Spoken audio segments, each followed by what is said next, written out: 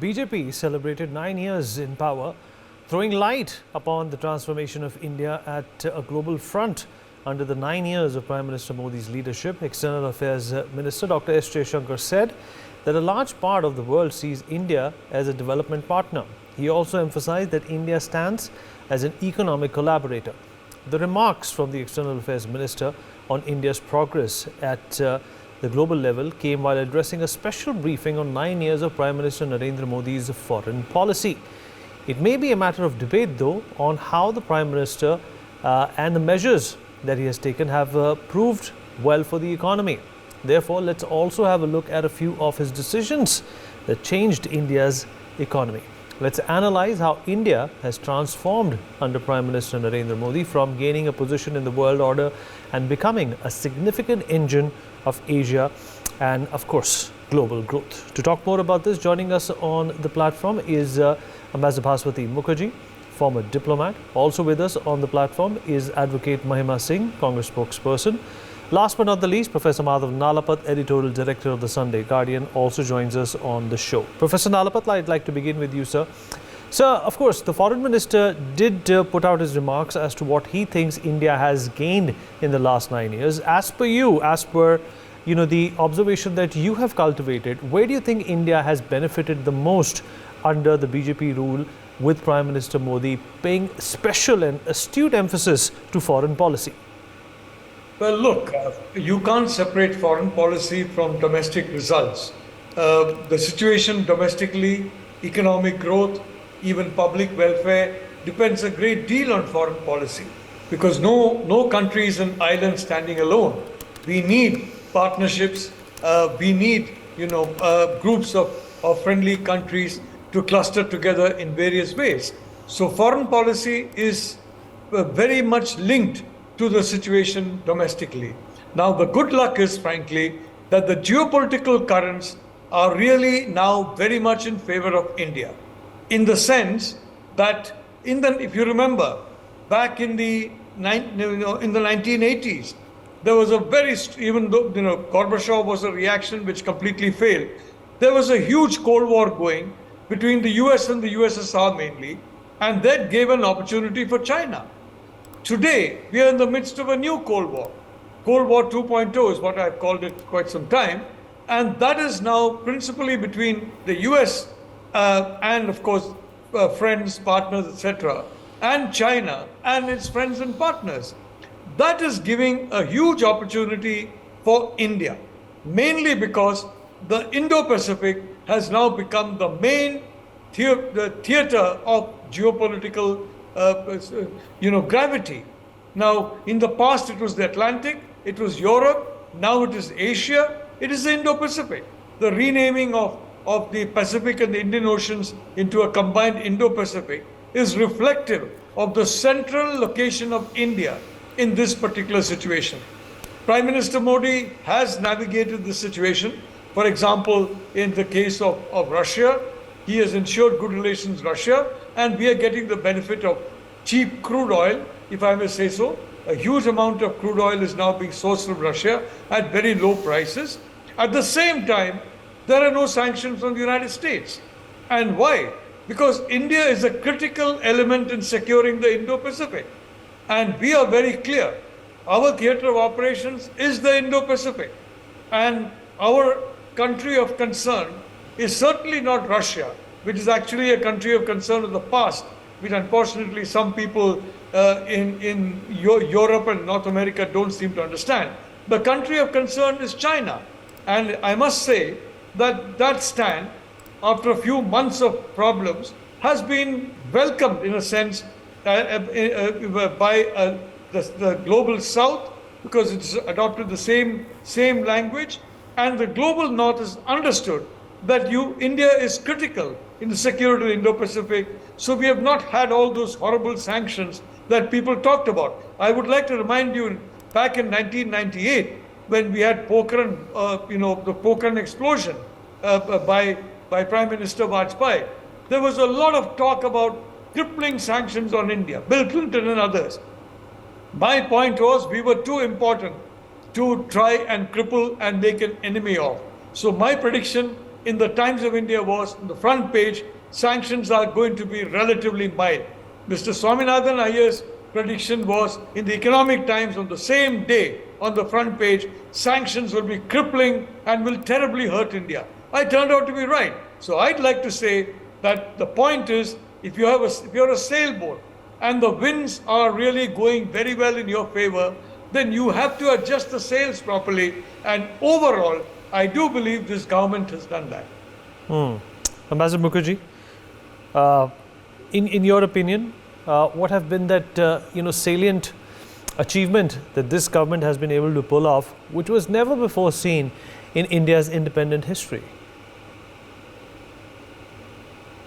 I think the report card, as you put it, on our foreign policy under the present government reads very well. There is a certain amount of continuity between the previous government and the present government, because there used to be, until politics became so acrimonious and polarized in India, continuity on foreign policy. And if you look at, for instance, the India-US strategic partnership, you would see that there were efforts made by Prime Minister Manmohan Singh, which were carried forward by the present government. You see that Rahul Gandhi, despite all that he has said, has acknowledged that if the Congress party was in power, they would have taken the same steps as the BJP with regard to Ukraine. That shows that there is a continuity, because national security interests are paramount and should be paramount regardless of who is in power in India. But what is special about this government is that it has raised the international profile of India. It has raised India's voice as the voice of the global south. It has provided leadership in groupings outside the UN Security Council, because clearly the UN Security Council is moribund, because it reflects the power grouping of the world, the global power grouping of the victorious powers of World War II, and has not taken into account emerging powers, including India. So our leadership in these groupings, be it the Quad, be it the G20, be it the SCO, has brought a new relevance to India's position internationally, and it has also demonstrated that the pathetic efforts made by Pakistan at the behest of its what can I call Pakistan but a satellite state of China, have really not been able to make any dent whatsoever in India's foreign policy. And we have also shown that we are magnanimous as a power. That's very important. We don't seek to colonize. We don't seek to conquer. As Swami Vivekananda said so many years ago, this is a country that believes in international brotherhood, a family, Vasudaiva, Kutumbakam. This country has never sought to conquer or to colonize. We are there because of that importance. And today we can hold our head high and to say that never has the respect for India been greater. It's not just the kind of receptions that our Prime Minister gets when he goes outside. It's because we have also been able to harness our diaspora, our huge diaspora, to reflect India's cultural and civilizational leadership position in the world. And that has come seamlessly from the diaspora. We've not been required to tell them to do anything. They come, they are enthusiastic, they are seamlessly absorbed into the countries of adoption, but at the same time, they have never provided any problems to their host countries. I remember the Australian Prime Minister saying that. But at the same time, they have kept that connect with India, and that connect with India also enhances India's international image and the success of her foreign policy. Vineet. Absolutely. Advocate Mahima Singh, your thoughts on how the government has performed? I understand that the job and the role of the opposition is to be critical, to push the current government and the dispensation, the incumbent government, to do better. But it's always a good thing to also recognize and appreciate the good that they have brought about in the last decade or so. Good evening all, and Jai Hind. My key takeaway from what the veterans just spoke is that, you see, there's a history that the country has. there is a huge diaspora that creates the image of the country that it portrays today. The way the world looks at us has not happened just over the last 8 years. You see, 2014, before that, we stood at number 8 in terms of global economy. We stood at number 8, and I remember the renowned economist Mr. Kaushik Basu, who named Mr. Manmohan Singh, and worldwide also. You would remember when the recession happened, how the world applauded our management of it, you see, at the end of the last decade. And today when we talk of the Modi government and its report card, the only couplet that I'm reminded of beneath is, this one. कुर्सी है तुम्हारी ये जनाजा तो नहीं है कुछ कर नहीं सकते तो उतर क्यों नहीं जाते because G20 we have come to project ourselves as a matter of a rotation. It's nothing that the Modi government has really achieved, number one. Number two is that you see they whatever they are projecting, the seeds were sown long ago. But what is the reality of the Modi government today? The neighboring countries and elsewhere we are being looked at with suspicion because of the way we deal with our currency. You see, the Modi government does a strategy, without any strategy, a policy-less demonetization without any planning, bombards the country with that demonetization in 2016. Comes 2023, they withdraw the 2,000 rupee notes without any, prior sort of, I would say, consultation with the experts. And such decisions project us as a country which doesn't have a clear vision. Apart from that, you look at the inflation today, Vineet. You look at what the Modi government promised before it assumed power. It said it will double the income for the farmers, hasn't happened. It proclaims hugely over the MSP. It's not able to give any MSP properly. You see the crops that are produced and are sold, the ratio is steeply wide and actually on the negative side in terms of what is purchased in comparison to what is produced. Apart from that, you see the opacity of the governance has increased manifold. Institutions are today captured. We've seen how our wrestlers have been dragged, their modesty has been outraged. All these issues, if you think that the projection of our the national image is irrespective of all of this, sorry, it is not. The world is also looking at a mismanagement of a rail disaster. It is also looking at how a country, without any proper explanation, hands it over to CBI, the very CBI which is actually handling ED and CBI, handling 95% cases on the opposition today. So this is the state of affairs today. The report card is clear. I think on the 29th of May, when our leaders stood up and asked 9 questions of this government, and Mr. Pawan Khera said that this is the Maafi Divas actually, they should apologize to the population of this country. I think that is what the country looks at today. We have questions in our hearts. Adani scam, ABG shipyard scam, huge scams surround the image of this government. Just that photo ops and media management they've been able to do, so they think that G20 is their achievement, which it is not. And I think the population of this country, Indians can see very clearly. Okay, Mr. Mukesh Tyagi of the BJP also joins us at this point in time. Mr. Tyagi, is it fair to claim that all the progress that India stands on today, the laurels that we have collected, are only the doing of the BJP government? Because obviously this engine, or rather this ripple effect, could have been started even from a lot of time ago, from before the BJP took over. Vineet, good evening. I mean, if you really see the legacy, if you have seen Congress, the major wars had outbroken during 62, 65 with Pakistan, 62 with China, 71 with Pakistan. So the major war, which had literally, destroyed our economy, was fought during the Congress time. And whatever it is right or wrong, but I think it has left a very deep scar in our relationship with India, China and Pakistan, which are immediate neighbors. So the legacy is extremely disturbing. Coming to, Jawaharlal Nehru gave away Aksai Chin to China literally on the platter.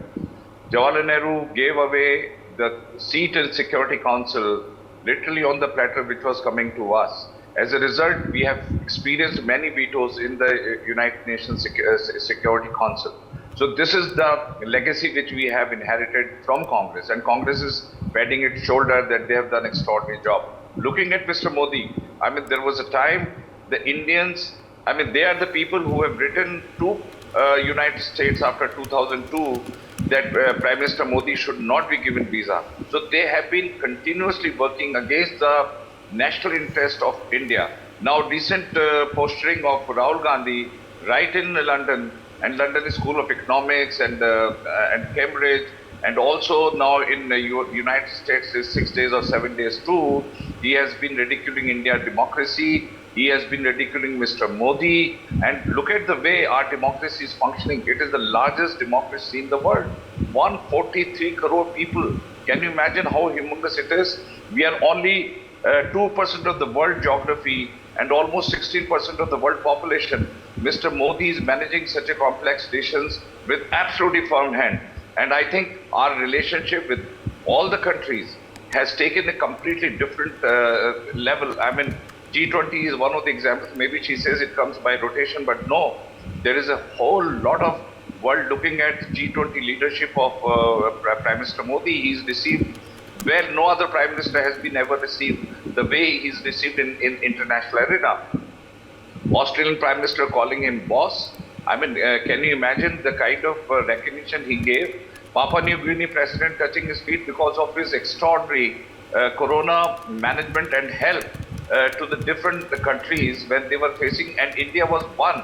This is one of the singular achievements. I mean, they did not depend upon the virus, the vaccine from anywhere in the world. We became indigenous. Within a span of 1 year or 1.5 years, Mr. Modi was instrumental in putting the right kind of resources and get that vaccine. Today we can see beneath me and you sitting without mask. I think it's Mr. Modi's management. People laughed upon his thali and thali. But look at the way we have managed. We have developed the vaccine. We developed our own. So this is, I mean, look at the foreign policy ruble. I mean, where the sanction happened against Russia, but I think our oil trade with Russia continued in a barter form, the ruble-rupee trade. And today we are absolutely, and India is one of the largest, almost 93% or maybe 97% of the hydrocarbons are imported by India. So is it not a small management? I think Mr. Modi deserves absolute kudos. He's respected across. Look at the way Indian diaspora welcomes him, whichever part of the world he is in. Not only Indian diaspora, I think the entire world. I travel all over the world and I receive so much of adulation for Mr. Modi's and his stature in the international arena. All right. Professor Nalapat, what do you make of the opposition's rebuke of the government? Is this something which, is natural? But, if semblance would demand it, that, you also have to have a balanced approach when you're sitting in the opposition as well. Vineet, this is something that I welcome for the simple reason it shows a vigorous democracy. It shows that democracy is alive and well in India. In my case, I had mentioned to a few friends that in my estimation, the BJP would get about 70 seats in Karnataka. It got below that, which was a surprise to me, but my estimate was 70. Why? Because I didn't believe this conversation about democracy being dead and about, the opposition not given space to grow. And whenever I've been questioned about 2024, I've always said an election in India is never a done deal until it's done. So I'd like to say that, Ms. Singh is very admirably, pursuing the opposition case. I wish some of her senior leaders in the party would pursue it with the same finesse. They seem to be pursuing it a little more, if I may say so, a little more clumsily, not only in India but abroad. Having said that, I'd like to say about G20. India is actually pushing very hard for digital inclusion of the global south. India is pushing very hard for global public goods to be freely available, especially to the global south. And this is the vision, very frankly, of Jawaharlal Nehru. And I can tell you very clearly that, look, I've studied the image of different prime ministers of India, and I can say I disagree with many of what Pandit Nehru did out of good faith and his good heart, UNSC, etc. But the reality is, across the world, he was acknowledged as a leading statesperson. Today, across the world, everybody knows about Prime Minister Modi. And very importantly, everybody knows India is now a preeminent power. In those days, India was regarded as an idealistic power. Today, it's a realist power. It's not just a power in terms of its idealism, it's a power in terms of reality. And that is, I think, a very welcome situation that is there. I just want to say, Vineet, one more thing. Again, I would like to say that Prime Minister Manmohan Singh was an outstanding individual. If he had the kind of freedom of operation that Prime Minister Modi has, possibly he would have done much more, for example, in building up relationships with some important democracies. But I'd like to point out that the 3 foundation agreements between India and the United States were signed by this government. And these foundation agreements are very important to the security of the Indo-Pacific and to the security of the democracies. You're looking at the Quad.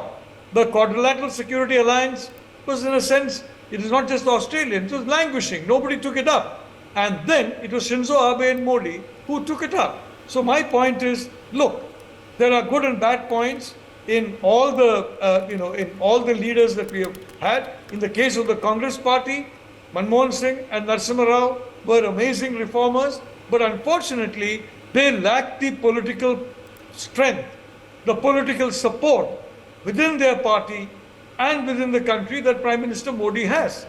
So, I mean, one can argue that that strength has come by accident, but I believe it's also come through very, very hard work. But that is the reality. Manmohan Singh left to himself, Narasimha Rao left to himself. I know very well, both would have done many more things, but certain constraints prevented them from doing that. And I'm very happy that Rahul Gandhi has said very clearly that in the case of Ukraine, India would have adopted the same policy. But the reality is, for much of the last century, India was seen as tied to the Soviet Union, and that created a certain amount of headwind, certain amount of negativity towards India. So the point is very simple. You take advantage of opportunities. If a Security Council seat comes, take advantage of it. If some other opportunity comes, take advantage of it. I agree. It's for idealistic reasons that sometimes they were not taken advantage, but the people of this country need the government to be, quite frankly, opportunist, realist, and practical. I'd like to add something. Right, absolutely. Ambassador Mukherjee, I was coming to you, ma'am. Concluding thoughts. I just wanted to point out to my colleague, who's the spokesperson of the Congress Party, that I do believe that every Prime Minister in our country since independence has contributed in his or her unique way to the strength of our country. It is unfortunate that some of the greatest Prime Ministers during the time of the Congress, in my perspective, which includes Shastri Ji, Narasimha Rao, and also a person who never became Prime Minister, Sardar Vallabhbhai Patel, have never been honored in the manner that they deserved by the Congress Party, which disturbs citizens of India like myself. I do believe that Dr. Manmohan Singh, like Mrs. Indira Gandhi, was one of our great Prime Ministers. But that does not detract from the fact that for many of us, we believe that Prime Minister Narendra Modi is an extraordinary Prime Minister who straddles the world like a colossus, who has brought India a leadership position, and because he is in that leadership position, doesn't in any way detract from the greatness of his predecessors, whom the country acknowledges. And if today, Prime Minister Narendra Modi, who has won 2 consecutive general elections, as indeed the Congress did in the past, and could very well, according to many, win the next general election, it would not detract either from the greatness of his predecessors. I think it is very important for us to set aside this polemical dialogue and to understand the greatness of our country and to understand that we, the people of India, we're not politicians here, we appreciate whatever political parties have done for us. And if today we have an outstanding leader who is leading India to greatness in the 21st century, then we would support him and say that India's moment has come with him. And because India's moment has come with him, right, doesn't mean that it would not have come but for actions taken by his predecessors. Absolutely, ma'am. it in a perspective so that we can move out of this polemical debate which hurts and damages India's image internally, but more so as a professional diplomat beneath, it Absolutely. damages India externally. Absolutely, ma'am. Quick closing comments from Advocate Mahima Singh and Mr. Tyagi. 30 seconds each. We've run out of time. Mahima ji. With due respect to the fervent, independent thought of the very learned co-panelists who spoke before me, I would ask that when in the past has this happened, that while the Quad meeting was cancelled, the Prime Minister still chose to make himself the state guest in a country, while the BBC documentary that he banned in our very country was being showcased in the Parliament of Australia, and one senator stood up and said that we regard our friendship with India, but let it be a friendship of truth. I'll close it there. All right, ma'am. Okay, Mr. Tyagi, 10 seconds, please. Now, John Kirby, I think, gave a very fitting response to Rahul Gandhi's relentless campaign against India's democracy, which is absolutely deplorable and shameful. But the American spokesperson gave a fitting response to him and said India is a vibrant democracy. What else you need from the best of the foreign policy management by Modi and Jaishankar together? So I think Congress should stop running such kind of a ridiculous campaign against India. Okay, all right. On that note, we've run out of time completely. So, for more such videos, subscribe to the NewsX YouTube channel, hit the bell icon.